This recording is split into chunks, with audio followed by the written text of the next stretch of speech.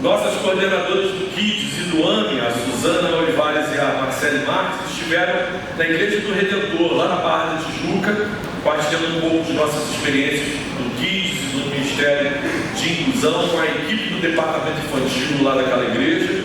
Foi um tempo muito bom de comunhão para todos nós, mas com a mudança do tempo, minha garganta sentiu drama e passei a tarde de ontem toda tossindo, espirrando, foi uma maravilha. E aí, como foi, né, já nesse final de semana, não tinha mais tempo de pedir para o pastor me substituir aqui no culto. Por isso, por favor, ore por mim, tenha graça e misericórdia com a minha vida. Volta e meia, vou dar uma tossida aqui. E aí, minha voz tem que aguentar a chegar ao final dessa pregação e na outra. Também. Mas vai chegar. Então, carinho, vai chegar, né? Amém? Recebo. Amém, recebo. Então, deixa eu mudar de assunto. Firmes na leitura do livro de Jó e agora no início da leitura de João, amém? Amém. Ao longo desses dias eu percebi, através das perguntas lá no grupo de leitura, que o livro de Jó tem gerado uma certa aflição em alguns irmãos e não é para ser diferente.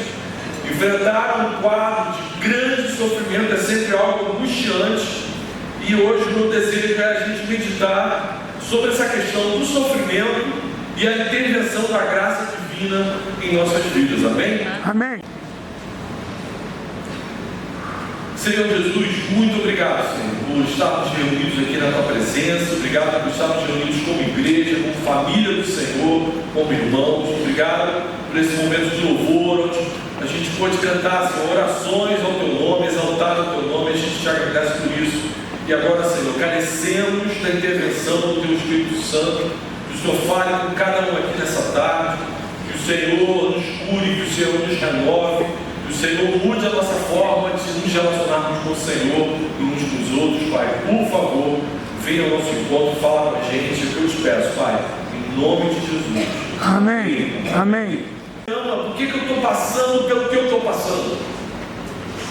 Jesus, se você é o Todo-Poderoso, por que você não me livra dessa dor?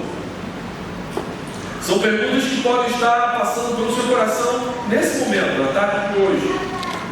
Sei que Jesus nos avisou que nesse mundo nós teríamos aflições, mas como desvencilhar muitas vezes do credo imaturo e equivocado, mas que a gente carrega, de que se eu for fiel, se eu for um crente fiel, vivendo corretamente, Jesus vai me vacinar, Jesus vai me imunizar, vai me impedir de passar pelo vale da sombra da morte. Talvez você tenha entrado aqui hoje à tarde vivendo uma crise semelhante à do nosso irmão Jó. Temos visto nesse livro um servo de Deus, um crente de verdade, fiel, temente, honesto e tentando entender o porquê de tanto sofrimento. E onde Deus se encaixa na história que ele está vivendo. Mas apesar de não entender, Jó continuou buscando a Deus. Como que eu e você, como que nós reagimos quando Deus parece ficar calado diante do nosso pedido de socorro? Como que eu e você nos comportamos quando nós oramos, buscamos, clamamos e Deus parece estar em silêncio? Jó é honesto sobre os seus sentimentos, mas ele também reconhece a sua incapacidade de compreender Deus Todo-Poderoso. Fiéis e obedientes, vivendo no centro da vontade de Deus, mas que, mesmo assim, enfrentavam muita dor e aflição. Um desses irmãos é o apóstolo Paulo, cujo testemunho registrado nas Escrituras nos abençoará ricamente nessa tarde. Em nome de Jesus, por favor, abra sua Bíblia em 2 Coríntios, segunda carta de Paulo aos Coríntios, no capítulo 12, leremos os versículos de 7 a 10. 2 Coríntios, capítulo 12, versículos 7 a 10. Vou pedir que nesse momento você aquiete seu coração, encontre o seu lugar, evite a movimentação na igreja. O texto sagrado diz assim, a partir do versículo 7: E para que eu não ficasse orgulhoso com a grandeza das revelações, foi-me posto um espinho na carne, mensageiro de Satanás, para me esbofetear, a fim de que eu não me exalte. 3 vezes pedi ao Senhor que o afastasse de mim. Então ele me disse: a minha graça é o que basta para você, porque o poder se aperfeiçoa na fraqueza. De boa vontade, pois, mais me gloriarei nas fraquezas, para que sobre mim repouse o poder de Cristo. Por isso, sinto prazer nas fraquezas, nos insultos, nas privações, nas perseguições, nas angústias, por amor de Cristo. Porque quando sou fraco, então é que sou forte. Amém? Amém. O próprio apóstolo Paulo ajudou a formar, ajudou a fundar. Em determinado momento do relacionamento deles, começou a questionar a autoridade de Paulo sobre a vida deles, questionar inclusive o seu apostolado. E aí Paulo, nessa segunda carta, conversa com os irmãos, expõe, abre o coração dele, tanto para demonstrar o seu amor para aquela igreja, como também para defender o seu apostolado.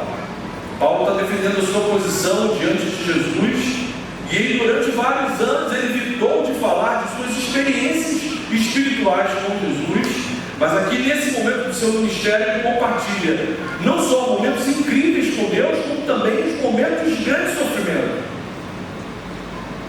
Paulo não falou sobre esse assunto do seu sofrimento como um teórico. Paulo não falou sobre isso apenas baseado em estudos, em estatísticas, não. Paulo foi no Novo Testamento o apóstolo mais experimentado na dor e no sofrimento. Ele foi açoitado várias vezes, deram várias chicotadas nele, foi apedrejado, passou sede, fome, frio, prisões, fugiu de gente que estava tentando assassiná-lo, enfrentou 3 naufrágios, foi perseguido em Damasco, foi rejeitado em Jerusalém, foi esquecido em Tarso, foi picado por uma cobra em Malta, mal sobrevive ao naufrágio, também uma cobra morde ele. Ou seja, o seu ministério foi marcado ou acompanhado do início ao fim pelo sofrimento que ela dor. Do que os antigos chamavam de terceiro céu. No início aqui desse capítulo você vai ter a oportunidade de ler sobre isso. O céu dos céus, onde Deus habita em sua glória. O apóstolo Paulo diz que teve uma experiência, uma visão, ele não consegue nem discernir se teve lá só em visão ou se teve de forma presencial. O fato é que ele começa a falar sobre isso durante 14 anos. Ele evita falar sobre isso, e agora ele expõe isso para a sua comunidade da fé, e deixa claro que durante esses 14 anos, ele entendeu que tinha que omitir essas informações. Teve alguma coisa, ou deve estar fazendo alguma coisa errada, para estar passando por tudo que ele está passando. Mas na verdade, que humanamente falando, o próprio Paulo considerava um problema, era uma bênção divina. Ele reconhece isso no versículo 7. Para que eu não ficasse, versículo 7, acompanhe comigo, para que eu não ficasse orgulhoso com a grandeza das revelações, com as experiências que eu estava tendo com o Senhor, foi-me posto um espinho na carne, mensageiro de Satanás, para me esbofetear, a fim de que eu não me exalte. O sofrimento humano não será inteiramente resolvido nesta vida. Por vezes sofremos pelo simples fato de sermos humanos. Entre os nascidos de mulher não existem super-heróis, não existe Superman. Nossa natureza caída naturalmente nos fará sofrer. Nosso corpo muda à medida que envelhecemos. E isso nos torna ainda mais suscetíveis aos problemas. Não mais. Problemas de todo aquele que ainda respira há muito tempo sobre a face da terra. Se você está vivo e respirando, desculpa te informar nessa tarde glacial que você tem problema. É o todo caráter de Cristo. O sofrimento pode ser usado por Deus para construir em nós o caráter de Cristo. Diferente do que aconteceu com Jó, que de repente pode estar acontecendo com você, o apóstolo Paulo assume aqui no versículo 7 que ele sabia exatamente a razão do seu sofrimento. Paulo reconhece que as experiências divinas pelas quais passou poderiam ter arruinado seu ministério terreno. Olha que loucura. Por isso, em sua bondade, Deus determinou uma perturbação maligna, fazendo com que Paulo não se tornasse orgulhoso, nem soberbo, nem altivo, porque isso poderia comprometer todo o ministério do apóstolo. Nessa passagem nós encontramos uma evidência incrível da soberania divina. Deus usou Satanás, o mais orgulhoso de todos os seres caídos, para conservar a humildade do apóstolo Paulo. Glória a Deus. Nesse quadro de aflição, de dor, de sofrimento, não é de admirar que o apóstolo orasse muitas vezes clamando ao Senhor, como Jesus fez no Getsemane. Senhor, 3 vezes pedi que afastasse de mim. Mas mesmo passando pelo que ele estava passando, assim como Jesus, Paulo não deixou que o sofrimento intenso e constante atrapalhasse o seu ministério. Se você é de Jesus, nossas aflições não devem ser um impedimento para o serviço do reino de Deus. É muito triste constatar que alguns crentes de hoje usam qualquer pequeno desconforto para não participar mais do culto presencial, para não participar da célula, para não participar dos encontros discipulares. Das lutas, não entre em pânico, entre em oração. A primeira coisa que Paulo fez diante da aflição foi orar. Podemos, no momento de dor, não saber nem o porquê, nem o para quê, mas sabemos que a oração nos leva mais perto de Deus.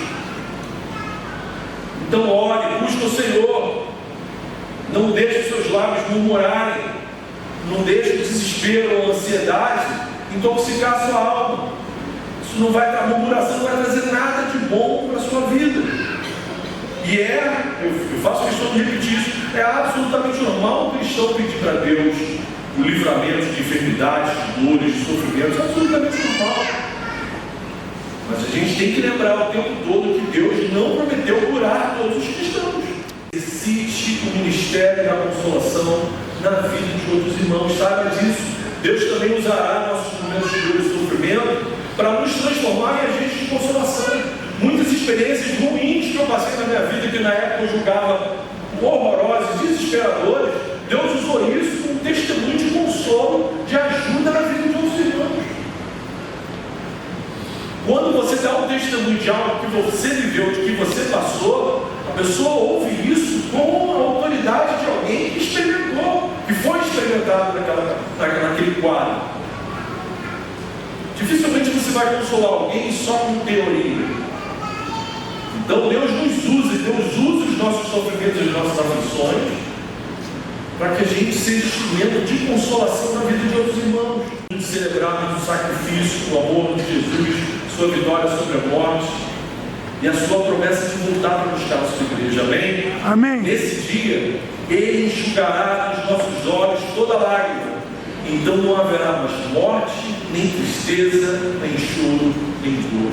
Aleluia, aleluia. Senhor Jesus, permita que tua igreja, Senhor, desfrute da tua graça, Senhor, do teu consolo, do teu socorro, da tua alegria indizível, Senhor, da tua salvação. E sejamos instrumentos de consolação uns dos outros. Senhor, se alguém entrou aqui sofrendo, que a tua graça o envolva nesse momento, Senhor. O envolva com cura, com perdão, com esperança, com transformação, Senhor. Fortalece a fé, restaura a alegria. E que todas as dores e aflições nos deixem ainda mais parecidos com o Senhor. Faz assim, Jesus. Tenhamos essa certeza bem gravada no nosso coração, de que a dor vai passar, que a tua graça nos basta. E agora, Senhor, no momento da ceia, prepara-nos para participarmos da tua mesa. Ajuda-nos a examinarmos o nosso coração, a rompermos definitivamente com todos os nossos pecados de estimação. Ajuda-nos a tomarmos o cálice e a comermos o pão, para a glória do teu nome, Senhor. Então lava-nos, purifica-nos de toda injustiça, nos cubra, Senhor, com o teu perdão. É o que nós te pedimos como tua igreja, em nome de Jesus. Amém. Amém. Amém. Tendo dado graças, partiu e disse: isto é o meu corpo, que é dado em favor de vocês. Façam isto em memória de mim. Vamos comer todos juntos.